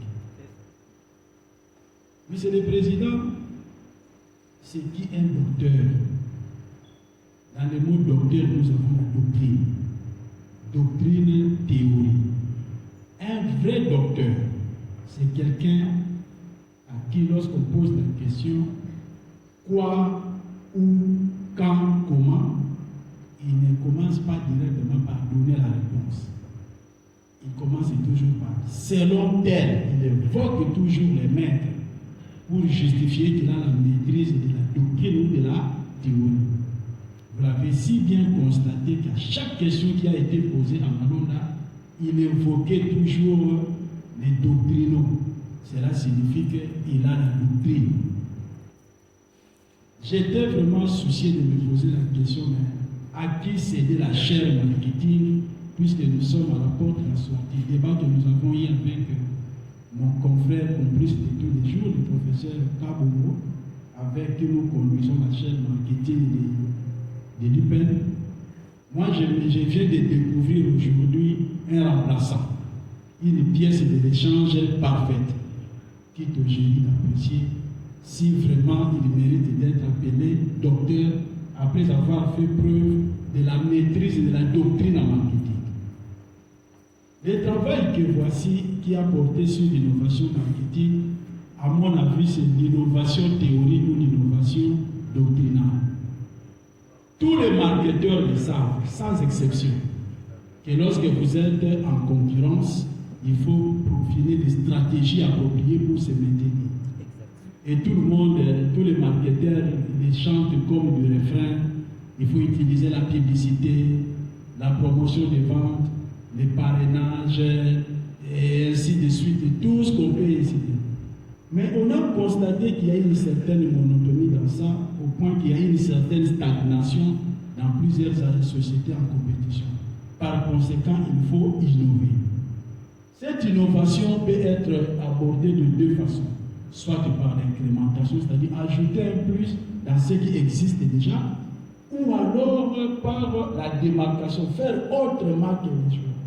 La thèse des doctorants que nous avons eu à apprécier aujourd'hui a combiné les deux approches, allant dans le sens de la co-innovation. Il n'a pas voulu seulement se démarquer de ce que les autres font, mais il a ajouté encore dans ce qu'ils font. Et la particularité de la particularité, pour ne pas revenir dans ce que les autres ont dit, les défauts majeurs de ces sociétés de télécommunications d'origine étrangère, étant toutes des multinationales, ont tendance à nous amener la perception de leurs produits et la façon de faire les choses, oubliant que nous avons trois perceptions. Ce que nous croyons être, ce que les autres croient que nous sommes, et ce que nous sommes réellement. Et lui, dans son modèle qu'il a proposé, il a tenu compte du fait que comment est-ce que nous, les Congolais, nous percevons ce qu'eux nous apportent. C'est en intégrant cet élément dans son modèle qu'il y aura l'innovation proprement dite et la démarcation. Président, j'ai fini. Merci, monsieur le promoteur. Alors, nous allons passer la parole à l'assistance. Si dans l'assistance, il y a quelqu'un qui a une question, mais il est précisé qu'il doit être docteur à thèse. Et il se limiterait seulement à poser la question, pas faire des commentaires. Les commentaires, c'est pour nous, les membres du jury. S'il y a un docteur. Mais avant de passer la parole au public comme tel, nous avons le professeur ordinaire Mbimel, à qui nous allons aussi donner la parole pour poser une question. Monsieur le professeur, vous avez la parole. Merci sincèrement pour la parole accordée. Je tiens d'abord à féliciter notre Bertrand d'avoir réalisé un travail scientifique de haut niveau, après avoir intégré toutes les observations et les remarques qui ont été formulées pendant la pré-soutenance. Et en principe, je n'ai pas de questions posées, puisqu'il m'a déjà flatté, il a balayé tous les chemins, il a répondu presque à toutes les questions, je les suivais de très près. Mais comme le président m'exige une seule question, je vais la poser tout à l'heure. Alors, je voudrais, puisque toute recherche doit avoir un problème, et quel est le vrai problème exactement à travers cette thèse de doctorat? Merci beaucoup, monsieur le président du jury, pour la parole accordée.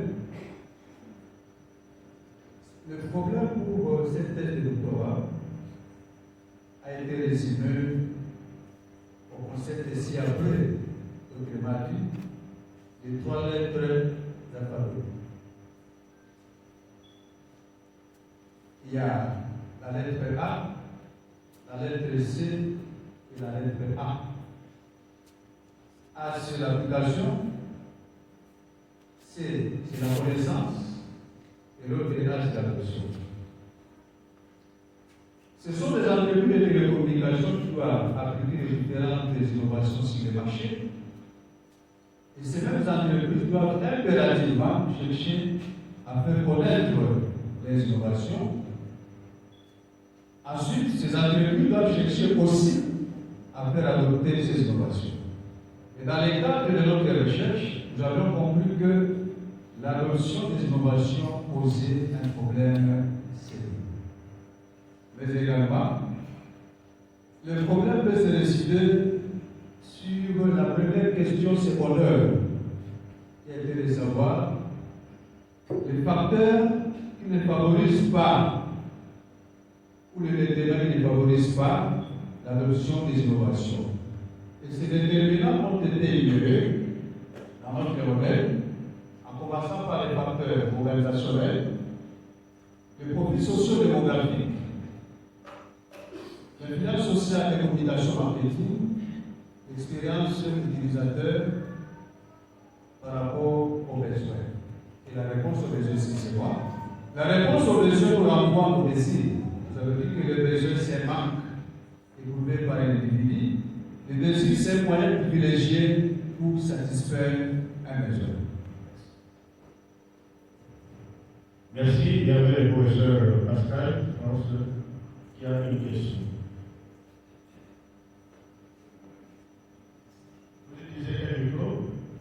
Je voulais poser la question à M. L'impétrant, chef des travaux Malona Passi. Vous avez présenté les modèles avec les variables. J'ai vu qu'il y a des variables qui sont hautement significatives. Et dans votre discours, vous avez parlé d'une variable endogène et de 4 variables exogènes. Je voulais parler parmi tout ça, quelles sont les variables, en dehors de toutes ces variables, quelles sont les variables qui sont non contrôlées dans votre modèle, qui pouvaient avoir de l'influence sur l'innovation. Et vous n'avez pas cité. Merci, monsieur le Président. Le professeur Moukwani, je voulais en savoir plus sur les variables qui n'ont pas été prises en compte par rapport à notre modèle. Il y a la variable institutionnelle que nous n'avions pas mise en exergue. Ça pourra faire l'objet des études par la suite, dans les publications scientifiques, que ce soit les articles et d'autres ouvrages. Merci.